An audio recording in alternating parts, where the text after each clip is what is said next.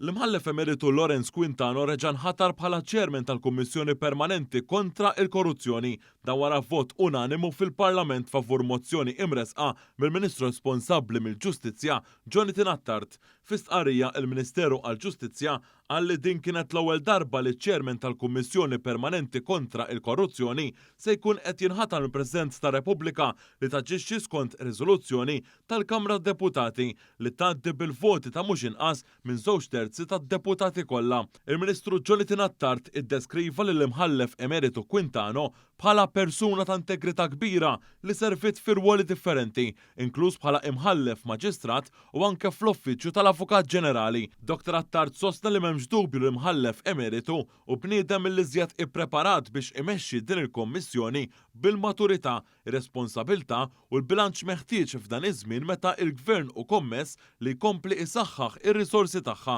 Intqal li l-Gvern qiegħed jipprovdi r-risorsi kollha meħtieġa biex din il-Kummissjoni tkompli twettaq ix-xogħol tagħha, inkluż bżieda fir-risorsi umani fejn għaddej proċess ta' reklutaġġ.